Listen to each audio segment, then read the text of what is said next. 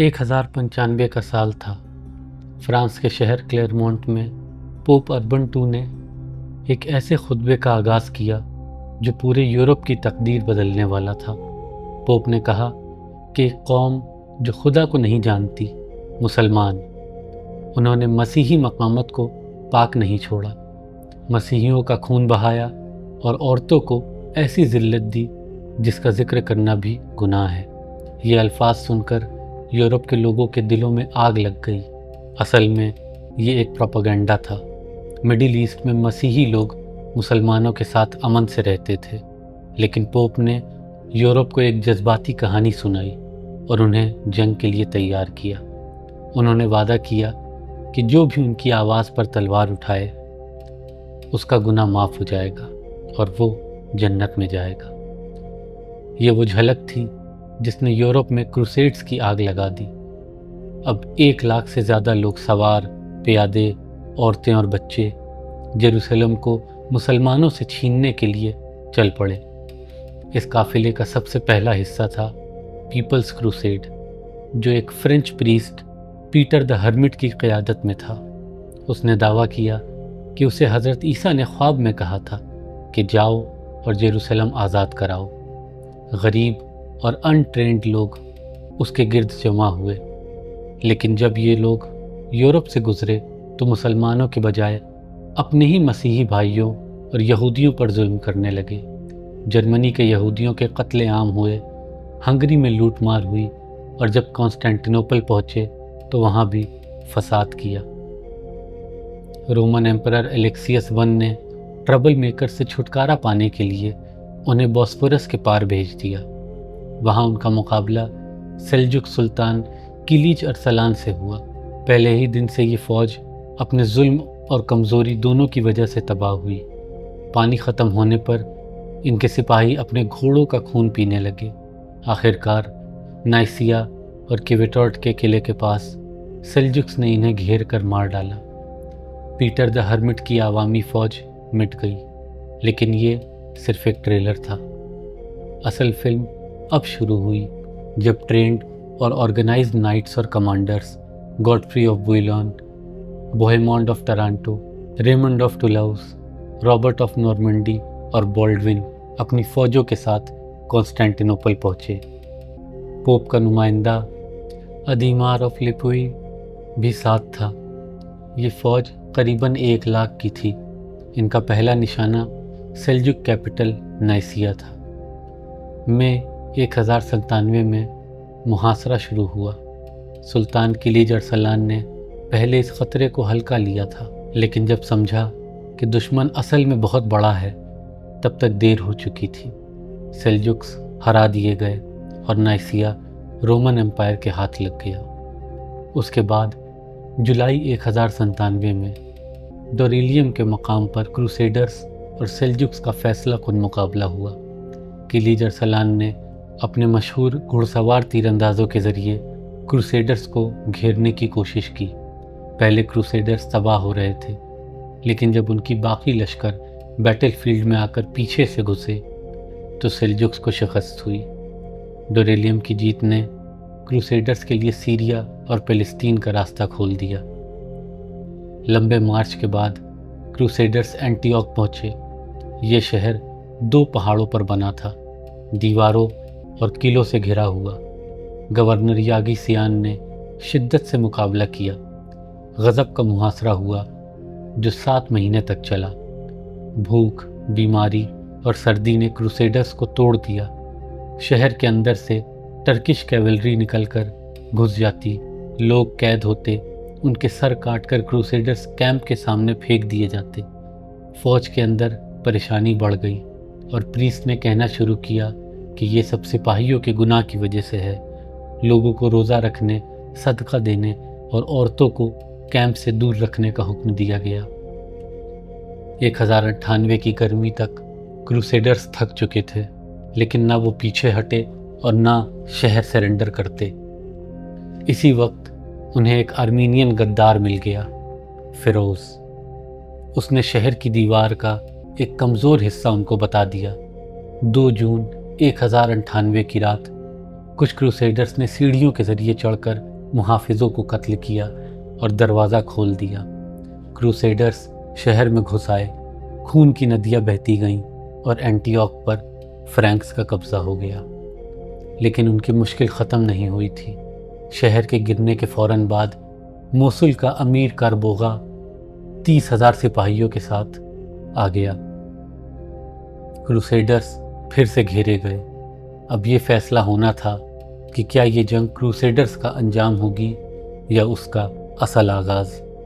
1099 میں صلیبی لشکر 1300 سواروں اور 12,000 پیادوں کے ساتھ بیت المقدس کی طرف بڑھ رہا تھا۔ شہر فاطمیوں کے قبضے میں تھا، جہاں صرف 5,000 فوج موجود تھے، لیکن مضبوط دیواروں، خاندان اور پانی کے سپلائی کی وجہ سے یہ دفاع کے لیے کافی تھے۔ صلیبیوں نے پھر بھی محاصرہ کرنے کا فیصلہ کیا۔ بیت المقدس سے پہلے رملہ اور بیت الحام صلیبیوں کے ہاتھ لگ گئے۔ رملہ بالکل خالی تھا اور بیت لحم کے مسیحیوں نے خوشی خوشی ان کا استقبال کیا۔ 7 جون کو جب صلیبیوں نے شہر کا محاصرہ شروع کیا تو انہیں پانی کی شدید کمی اور فاطمی تیر اندازوں کی مزاحمت کا سامنا کرنا پڑا۔ 13 جون کو پہلا حملہ ہوا لیکن ناکام رہا۔ اس کے بعد صلیبیوں نے سیج ٹاورز اور بیٹرنگ ریم بنائے۔ جینوا سے کچھ خوراک بھی ملی۔ دوستوں کے درمیان فوج کے اندر لیڈرشپ کا جھگڑا بھی تھا۔ ریمنڈ اور گوڈفرے کے درمیان مخالفت برقرار رہی۔ 14 جولائی کو اصل حملہ شروع ہوا۔ فاطمیوں نے منجنیق اور گریک فائر سے صلیبیوں کے سیج ٹاورز اور ریم جلانے کی کوشش کی، لیکن صلیبیوں کو مسیحی آبادی سے پہلے ہی اس کا اشارہ مل چکا تھا۔ آخر گوڈفرے کا سیج ٹاور دیواروں پر پہنچ گیا اور شہر کا دفاع ٹوٹ گیا۔ 15 جولائی 1099 کو صلیبیوں نے بیت المقدس فتح کر لیا۔ اس کے بعد خون کا دریا بہایا گیا۔ ہزاروں مسلمان قتل ہوئے۔ کچھ روایتوں کے مطابق صرف مسجد الاقصی میں 70,000 لوگ شہید ہوئے۔ یہودیوں اور غیر لڑنے والے مسیحیوں کو بھی نہیں بخشا گیا۔ لوٹ مار کے بعد شہر صلیبیوں کے قبضے میں آ گیا اور مسجد الاقصی پر ان کا جھنڈا لہرایا۔ شہر کے بعد صلیبیوں نے ایسکلون پر بھی حملہ کیا اور فاطمیوں کو ہرا دیا۔ اس کامیابی پر یورپ میں جشن منایا گیا، لیکن پوپ اربن II جس نے یہ جنگ شروع کروائی تھی اس کی موت ہو چکی تھی اور وہ خود اپنی فتح کی خبر نہ سن سکا۔ 1099 میں بیت المقدس پر صلیبیوں کا قبضہ مسلمانوں کے لیے سب سے بڑا سنہا تھا۔ پوری اسلامی دنیا غم اور غصے میں تھی، مگر ایک بھی حکمران فوراً جہاد کے لیے تیار نہ ہوا۔ بغداد کا باسط خلیفہ بھی بے اختیار تھا۔ حربی اور بعد میں مودود جیسے افراد کوشش کی کہ مسلمان متحد ہو کر صلیبیوں سے لڑیں، لیکن شروع میں یہ کوشش بے اثر ثابت ہوئی۔ پھر موصل کے حکمران مودود نے لشکر اٹھایا۔ 1113 میں بیٹل آف اصل مارا سی آف گلیلی کے قریب اس نے صلیبیوں کو شکست دی اور ان کے ہزاروں سپاہی مارے گئے۔ یہ پہلا بڑا جھٹکا تھا جس نے کروسیڈرز کی ناقابل شکست ہونے کی شعبدہ بازی توڑ دی۔ لیکن اس کیمپین کے چند ہفتوں بعد ڈمیسکس میں مودود کو مسجد کے اندر قتل کر دیا گیا۔ قاتل کون تھا یہ راز آج تک کھلا نہیں۔ مودود کے بعد کچھ عرصہ چھوٹے موٹے حملے ہوتے رہے، لیکن صلیبی ریاستیں مضبوط ہوتی گئیں۔ اسی دوران ایک نیا طاقتور حکمران ابھر کر سامنے آیا، عماد الدین زنگی۔ سلجوق بیک گراؤنڈ سے تعلق رکھتے، انہوں نے 1127 میں موصل اور پھر الیپو اپنے قبضے میں لیا اور زنگی سلطنت کی بنیاد رکھی۔ 1144 میں عماد الدین نے سب سے پہلا بڑا وار کیا، ایڈیسا پر حملہ۔ شہر کے حکمران نے اپنی فوج دور بھیج دی تھی اور زنگی نے دیوار گرا کر شہر فتح کر لیا۔ شروع میں خون خرابہ ہوا، مگر بعد میں انہوں نے امن کا اعلان کر کے لوٹ مار روکی اور ایڈیسا کی صلیبی ریاست ختم کر دی۔ یہ پہلی بڑی مسلم فتح تھی جو پوری اسلامی دنیا کے لیے امید کی کرن بنی۔ لیکن 1146 میں صرف 2 سال بعد عماد الدین قلعہ جاور کے محاصرے کے دوران اپنے خیمے میں قتل کر دیے گئے۔ قاتل کون تھا یہ بھی راز بن گیا۔ کچھ لوگ غلام کو ذمہ دار مانتے ہیں، کچھ کہتے ہیں دشمن امرا یا صلیبی سازش تھی۔ سلطان کے انتقال پر لشکر ٹوٹ گیا، خزانہ لوٹ لیا گیا اور سلطنت بکھرنے لگی۔ اسی نازک گھڑی میں عماد الدین کا 28 سالہ بیٹا نور الدین زنگی سامنے آیا۔ اس نے والد کی انگوٹھی پہن کر حکومت سنبھالی۔ اب دیکھنا تھا کہ کیا یہ نوجوان سلطان اپنی بکھرتی ہوئی سلطنت کو بچا سکتا ہے اور مسلمانوں کو پھر سے متحد کر سکتا ہے۔ یہ جنگ سیکنڈ کروسیڈ کا سب سے بڑا اور فیصلہ کن موقع تھا۔ جرمنی کے بادشاہ کانراڈ III، فرانس کے بادشاہ لوئس VII اور کنگڈم آف جیروسلم کے فوجیوں نے مل کر ڈمیسکس کو گھیرنے کا فیصلہ کیا اور ساتھ ہی اسے گرانے کا بھی۔ ڈمیسکس اس وقت مسلم حکمران معین الدین انار کے پاس تھا، جو نور الدین زنگی کا سسر بھی تھا۔ ڈمیسکس کے گرد گھنے باغات اور تنگ راستے تھے۔ جہاں سے صلیبی لشکر گزرا تو مسلمان تیر اندازوں اور سپاہیوں نے گوریلا ٹیکٹکس سے انہیں کافی نقصان پہنچایا۔ معین الدین نے اس وقت ڈپلومیسی سے کام لیا، کبھی صلیبیوں کو صلح اور خراج کی پیشکش، کبھی ان کے درمیان بدگمانی ڈالنا، خاص کر جیروسلم کے صلیبیوں اور یورپ سے آئے فرینچ جرمن لشکروں میں۔ جب تک صلیبیوں میں تفریقہ اور الجھن بڑھ رہی تھی، تب تک نور الدین زنگی اور اس کے بھائی سیف الدین کو بھی پیغام بھیج دیا گیا کہ لشکر لے کر دمشق کی طرف روانہ ہو جائے۔ نور الدین نے فوراً سفر شروع کیا۔ یہی وہ موقع تھا جہاں آپ کے متن کا جملہ لگتا ہے، لیکن ان کے پاس زیادہ وقت نہیں تھا، کیونکہ زنگی سلطنت کا حکمران نور الدین زنگی اپنے بھائی کے ساتھ ایک بڑا لشکر لے کر دمشق کی مدد کے لیے آ رہا تھا۔ یعنی سیج آف ڈماسکس 1148 وہ جنگ تھی جس نے نور الدین زنگی کو اپنی فوج کے ساتھ کھلی زمین پر چلنے پر مجبور کیا۔ اس جنگ کا نتیجہ یہ نکلا کہ صلیبی لشکر دمشق کو گرانے میں ناکام رہے، آپس میں ٹوٹ پھوٹ گئے اور سیکنڈ کروسیڈ پورے طور پر مس فائر ہو گیا۔ 12ویں صدی کے درمیان نور الدین زنگی نے شام میں صلیبیوں کو پیچھے ڈھکیل دیا تھا۔ یورپ سے نئے لشکر اب نہیں آ رہے تھے اور کروسیڈر ریاستیں کمزور ہوتی جا رہی تھیں۔ اس بے چینی میں جیروسلم کا بادشاہ امالرک I نے سوچا کہ اگر مصر، جو فاطمی خلافت کے قبضے میں تھا، ان کے ہاتھ آ جائے تو انہیں دولت اور فوج دونوں مل جائے گی اور زنگیوں کا مقابلہ آسان ہو جائے گا۔ مگر مصر اندرونی سیاست کا شکار تھا۔ وزیر اعظم شاور کو درغم نے ہٹا کر پاور لے لی۔ شاور بھاگ کر نور الدین زنگی کے پاس گیا اور وعدہ کیا کہ اگر اسے دوبارہ وزیر بنایا گیا تو مصر کی آمدنی کا 1/3 زنگیوں کو ملے گا۔ نور الدین نے اپنا عظیم کمانڈر شیر کوہ بھیجا، جو صلاح الدین کا چچا تھا۔ شیر کوہ نے درغم کو ہرا دیا اور شاور کو واپس طاقت مل گئی، لیکن شاور نے جلد ہی اپنا وعدہ توڑ دیا۔ اس نے ایک چھوٹی رقم شیر کوہ کو پیش کی جو اس نے ٹھکرا دی۔ شاور نے پھر امالرک سے گزارش کی کہ شیر کوہ کو نکالنے میں مدد کرے۔ صلیبی فوج آئی اور مصر میں جنگ چھڑ گئی۔ شیر کوہ نے قاہرہ کے قلعے بلبیس میں محاصرہ برداشت کیا۔ اس وقت نور الدین زنگی نے اینٹیوک پر چڑھائی کی، کروسیڈرز کے سردار قید کیے اور ان کے سر شیر کوہ کو بھیجے۔ جب امالرک نے دیکھا کہ اس کی اپنی ریاست خطرے میں ہے تو اس نے مصر چھوڑ دیا۔ پھر شروع ہوئی نئی پاور گیم۔ 1167 میں شیر کوہ دوبارہ مصر آیا، اس مرتبہ صلاح الدین کو بھی ساتھ لا کر۔ الیگزینڈریا نے زنگیوں کا استقبال کیا، لیکن امالرک اور شاور کی مشترکہ فوج نے شہر گھیر لیا۔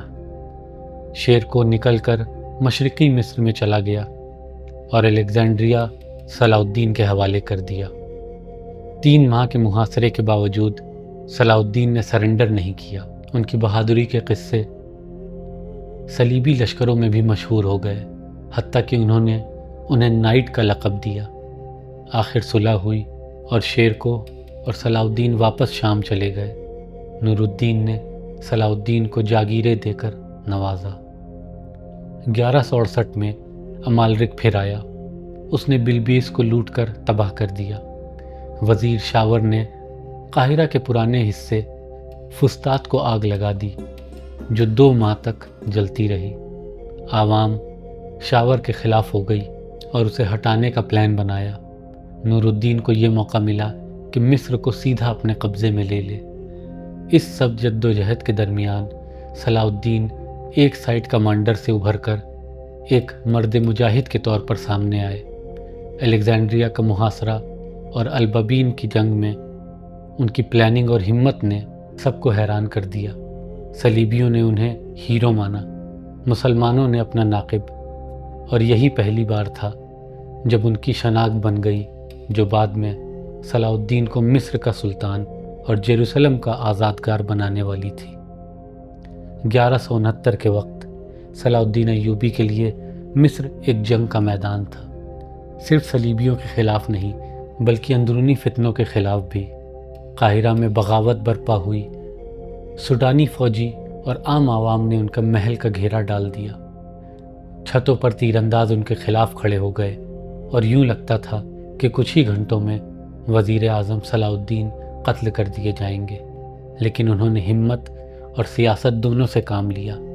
خلافت العدید کو سخت پیغام بھیجا کہ اگر تیروں کی بارش نہ رکی تو پورا علاقہ آگ کے حوالے کر دیں گے۔ خلیفہ نے فوراً دخل دیا، تیر انداز پیچھے ہٹ گئے اور صلاح الدین کے وفادار دستوں نے بغاوت کو کچل دیا۔ اس جنگ میں انہوں نے سوڈانیوں کی بستی بھی جلا دی جہاں ان کے گھر والے رہتے تھے۔ اس ظلم نے انہیں فتح دی، مگر اسی وجہ سے نور الدین زنگی کا بچہ الصالح اسماعیل ان کو بعد میں ظالم کہنے لگا۔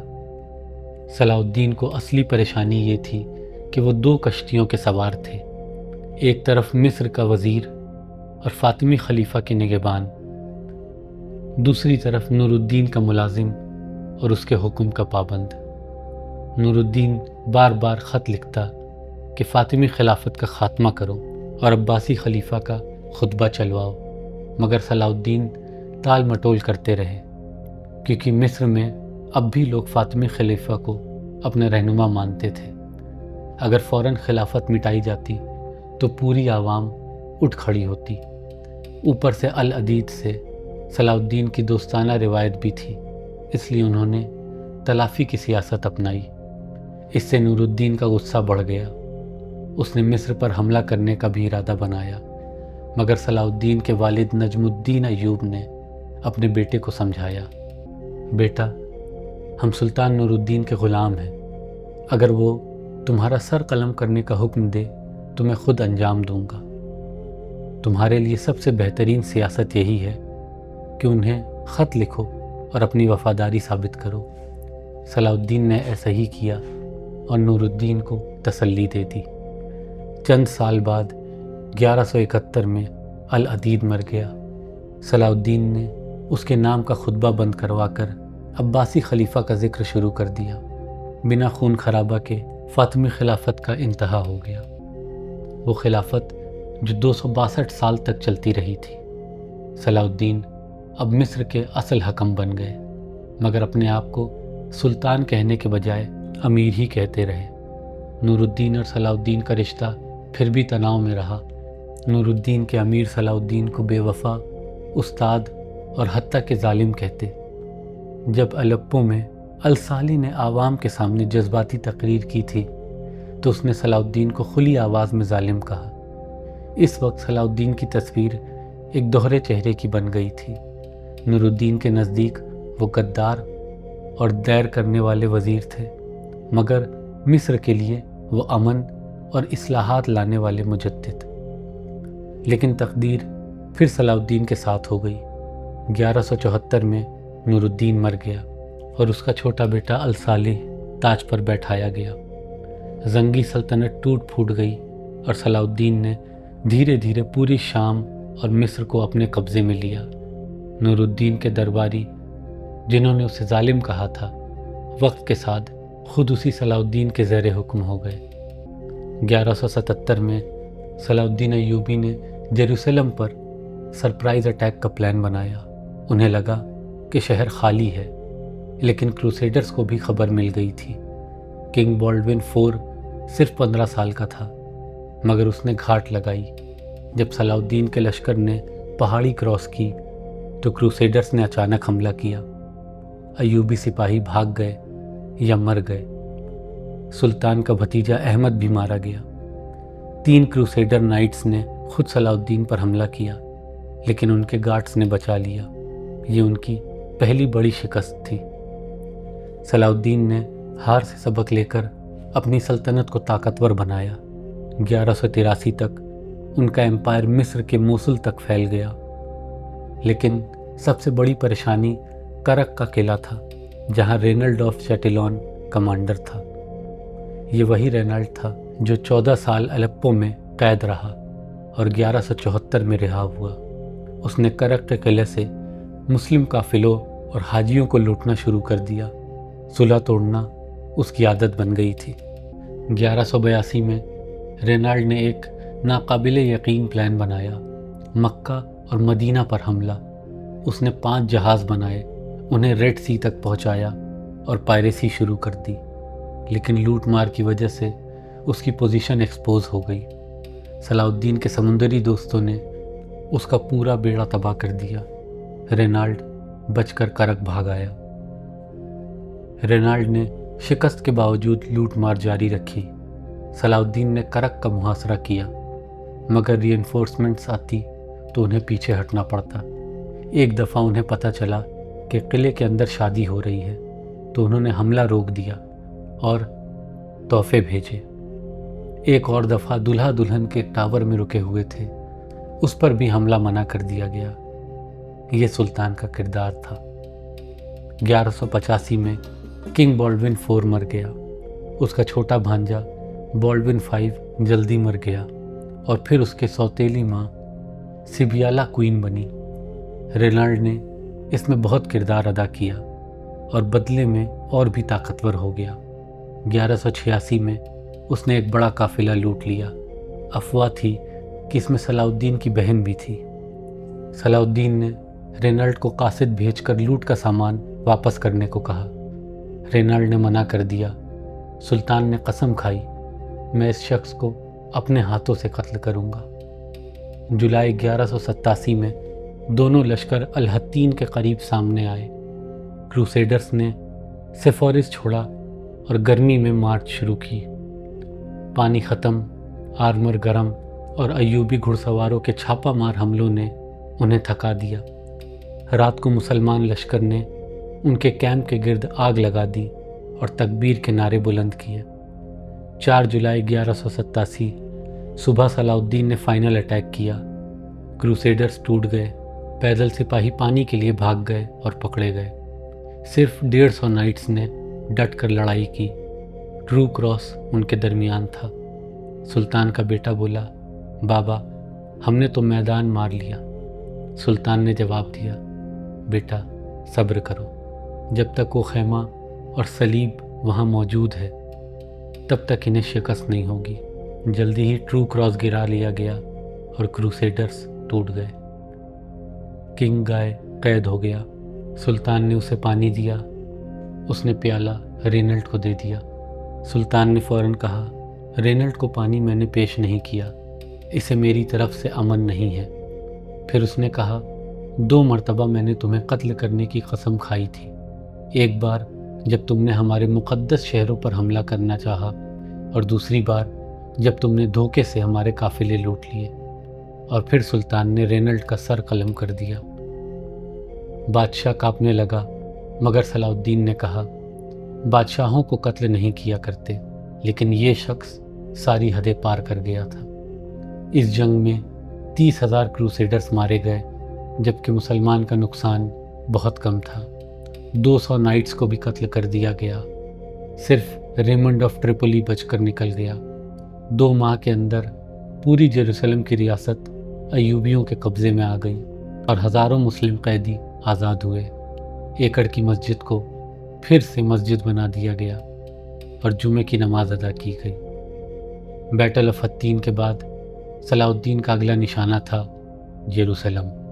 4 سپٹمبر 1187 کو اسکلان کے باہر مسلم کیمپ میں جیروسلم کے سرنڈر پر مذاکرات ہو رہے تھے۔ سلطان صلاح الدین نے شرط رکھی، اگر تم پرامن طور پر سرنڈر کر دو تو میں سب کو امن دے دوں گا۔ تمام مسیحیوں کو اپنا سامان لے کر کہیں بھی جانے کی اجازت ہوگی۔ صلیبیوں کے مقدس مقامات کا احترام ہوگا اور مسیحی بعد میں بھی زیارت کر سکیں گے۔ صلیبی وکیل نے شرائط سن کر وقت مانگا۔ اسی دوران سورج گرہن ہوا۔ کچھ لوگ ڈر گئے، لیکن روشنی واپس آئی تو انہوں نے اسے نشانی سمجھا کہ لگتا ہے خدا جیروسلم کو ہمارے پاس ہی رکھنا چاہتا ہے۔ پھر انہوں نے سلطان کی سب شرائط رد کر دی اور کہا، ہم شہر کو کبھی سرنڈر نہیں کریں گے، یہ خدا کی مرضی کے خلاف ہوگا۔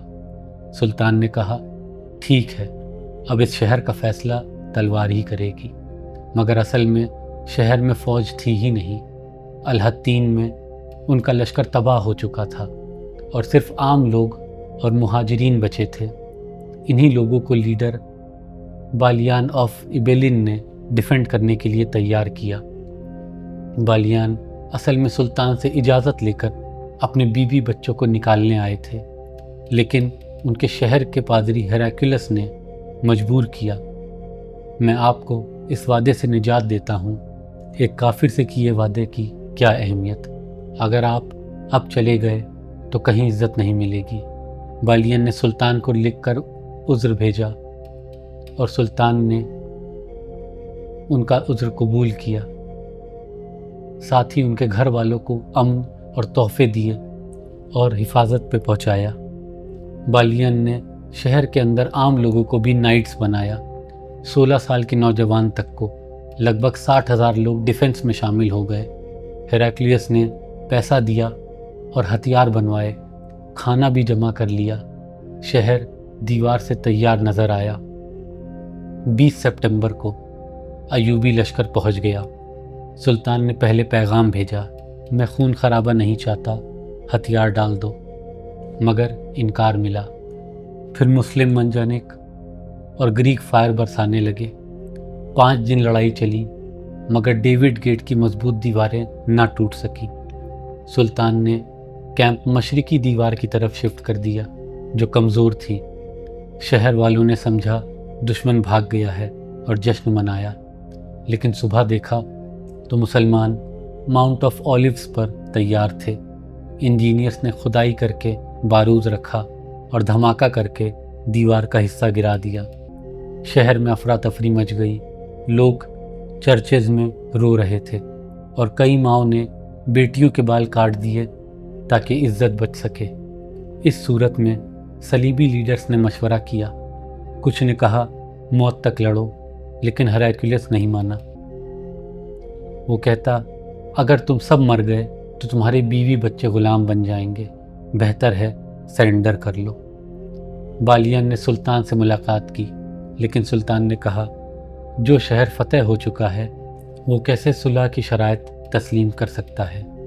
پھر بالیان نے دھمکی دی، اگر جنگ جاری رہی تو ہم اپنی بیوی بچے قتل کریں گے، مقامات تباہ کریں گے، 5,000 مسلم قیدیوں کو بھی مار ڈالیں گے، تمہیں نہ مال ملے گا نہ غلام۔ یہ سن کر سلطان نے اپنی قسم توڑ دی اور امن پر راضی ہو گئے۔ 2 اکتوبر 1187 کو جیروسلم سرنڈر ہوا، بالکل اس رات جب شب معراج ہوتی ہے۔ سلطان نے فیصلہ کیا کہ فدیہ ادا کر کے لوگ شہر چھوڑ سکتے ہیں۔ مرد 10 دینار، عورت 5 دینار، بچہ 1 دینار۔ 40 دن کے اندر جو فدیہ نہ دے سکے وہیں غلام بنے گا۔ 5,000 مسلم قیدیوں کو آزاد کر دیا گیا۔ سلطان کے بھائی العادل نے 1,000 اور قریب مسیحی خرید کر آزاد کر دیے۔ بلیان نے بھی 7,000 کو رہا کروایا۔ غریب اور بڈھے کو سلطان نے اپنی طرف سے جانے دیا۔ پادری ہیراکلیس سب سے زیادہ خود غرض نکلا۔